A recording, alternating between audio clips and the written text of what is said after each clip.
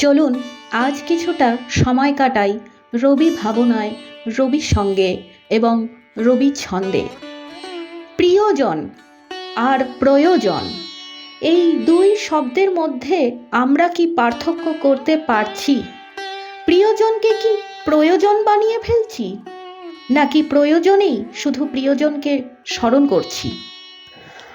যার সঙ্গে মানুষের লোভের সম্বন্ধ, তার কাছ থেকে মানুষ প্রয়োজন উদ্ধার করে, কিন্তু কখনোই তাকে সম্মান করে না।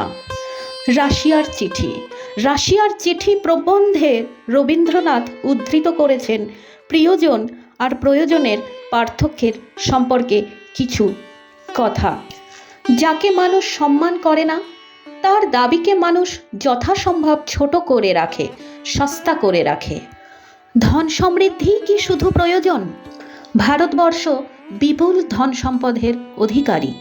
রাজগৌরবের সঙ্গে প্রজাদের একটা মানবিক সম্বন্ধ থাকে, কিন্তু ধন লাভের সাথে থাকে না। কারণ লোভ ঈর্ষাপরায়ণ, লোভ অন্ধ এবং লোভ নিষ্ঠুর। রাশিয়ার চিঠি শিরোনামে প্রকাশিত 1938 সালের 25শে বৈশাখ গ্রন্থাগারে প্রকাশিত হয় 14টি চিঠি।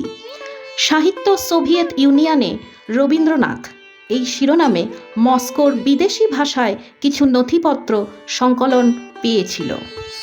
রবীন্দ্র দর্শনই জীবনের দর্শনের সার কথা। রবীন্দ্রনাথকে যিনি আত্মস্থ করতে সক্ষম হয়েছেন, তিনি তা মর্মে মর্মে অনুভব করেছেন। মহীরুহ রবীন্দ্রনাথের উদ্ধৃতি এবং বাণী স্মরণ করলে মানুষের হৃদয়ে বিচিত্র চেতনার উদ্ভব হয় এবং অফুরন্ত জীবনী শক্তিতে উজ্জীবিত হয়ে ওঠে। শুনব আপনাদেরও কথা। কমেন্ট বক্সে আপনাদের বক্তব্য লেখার অনুরোধ রইল। নমস্কার।